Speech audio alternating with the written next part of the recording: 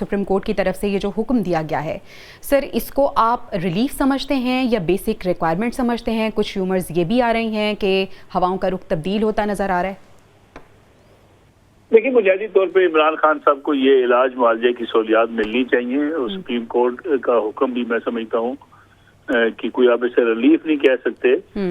आप इसे उनकी एक बुनियादी जो एक इंसानी जरूरत है वो कह सकते हैं, क्योंकि अगर कोई शख्स बीमार हो, मुल्क का फॉर्मर प्राइम मिनिस्टर हो, तो उसको अगर इलाज की सहूलत दरकार हो तो हुकूमत की भी जिम्मेदारी है कि उनको इलाज मुहैया किया जाए। और अगर जेल के अंदर उनका इलाज नहीं हो सकता, जेल से बाहर किसी हॉस्पिटल में किया जा सकता हो, तो वो भी उनको ये जो है उनको सहूलत मिलनी चाहिए। और मैं समझता हूँ कि इस सिलसिले में अगर पाकिस्तान तहरीक इंसाफ ने किसी इन खदशात का इजहार किया है तो उनको मुतमिन करना भी हुकूमत की जिम्मेदारी है। रही ये बात कि कोई ढील या कोई डील इमरान खान साहब के लिए मौजूद है, तो मुझे लगता नहीं है ऐसा कि इमरान खान साहब कोई जल्द जेल से बाहर आने वाले हैं या उनके मुकदमात खत्म होने वाले हैं। कोई ऐसा जो है वो माहौल बनता हुआ नजर नहीं आता है। ये जो है खैबर पख्तूनख्वा में मुलाकातें, सूबाई वज़ीर आला की कोर कमांडर हाउस जाना, एपेक्स कमेटी में शिरकत करना, ये ब्रीफिंग में शिरकत करना, ये वो चीजें हैं कि जो मैं समझता हूँ वफाकी हुकूमत की और सूबाई हुकूमत के माबैन ये इंगेजमेंट्स माजी में भी रहती हैं, अब भी रहेंगी और ये चलती रहेंगी, क्योंकि सूबे के अंदर जो लॉ एंड ऑर्डर की सूरत हाल है उससे सूबाई हुकूमत भी मुतासर होती है और वहाँ की हुकूमत के लिए एक चैलेंज भी बड़ा है। अलबत्ता इमरान खान साहब के लिए कोई फौरी रिलीफ मुझे नजर नहीं आता, सिवाय इसके कि उनको इलाज की सहूलियात जो हैं वो जरूर मिल जाएंगी। सही। ब्रिगेडियर साहब, आप सुप्रीम कोर्ट के इस हुक्म को किस तरह से देखते हैं? आप समझते हैं कि ये एक रिलीफ है, और अगर रिहाई फौरी तौर पे मुमकिन नहीं भी है तो ये रिलीफ का सिलसिला स्टार्ट हुआ है, कुछ मिलता रहेगा रिलीफ?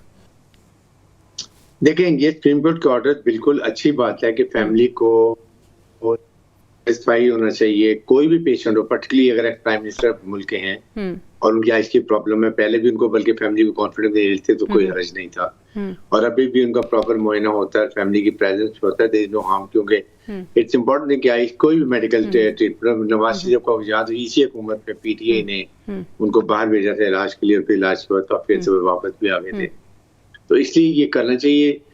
और साथ ही साथ बात यह है कि इट डिपेंड्स ऑन पीटीआई।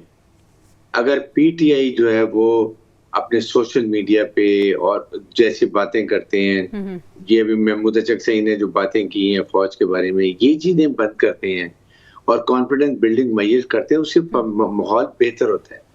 आपके जब भी आपने डायलॉग भी करना होता है, पहले आप चाहते हैं कि कंडूसिव वर्किंग एनवायरनमेंट्स हो और आपके कॉन्फिडेंस बिल्डिंग मैयर्स हो। वो यही है कि सोशल मीडिया एक किस्म का जो एनिमी के नैरेटिव को लेके चल रहा है वो खत्म कर दें, और फिर आपकी पॉलिटिकल ऑपोजिशन वो बात, आपने जो बात करनी है हुकूमत के बारे में करें, आपने हेल्थ की करनी है, एजुकेशन की करनी है, प्राइस हाइक की करनी है, आपने एक्सपोर्ट की करनी है, रिडक्शन ऑफ प्राइस, ये कॉस्ट प्रोडक्शन की बात करनी है, तो जरूर बात करें। बट फौज इस वक्त देखें बहुत ही अहम काम फर्जे में लगी हुई है, इतनी ज्यादा शहादतें दे रही हैं। अभी पूरी डिटेल आपके पास आई कि कितनी फौज ने शहादतें दी हैं, हर सूबे के हिसाब से आई है, तो इसको देखते हुए ट्रूप्स के मोरल की बात करनी चाहिए, बजाय इसके कि हम उनकी बातें करें।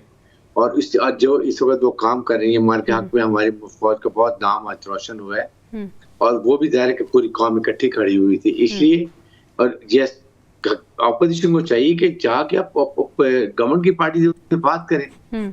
पॉलिटिकल पार्टी, दो अपोजिशन पॉलिटिकल पार्टी की बात होती रहती, करनी चाहिए, बिल्कुल ऐसे ही है, वहां पर डेडलॉक नहीं होना चाहिए। जब वहां बात करेंगे, अपने नुकसान बताएंगे, तो कहीं ना कहीं आइस मेल्टिंग होगी दोनों साइड से, और you will get relief. If he is not well, हो सकता है मेडिकल ग्राउंड के ऊपर आपको ये रिलीफ मिले कि वो कहीं ठीक है जी, अब बनी गला में चले जाएं, वहां जाके आपको प्रॉपर ट्रीटमेंट करते हैं। और लेकिन आपने बिल्कुल सही जानिब इशारा किया कि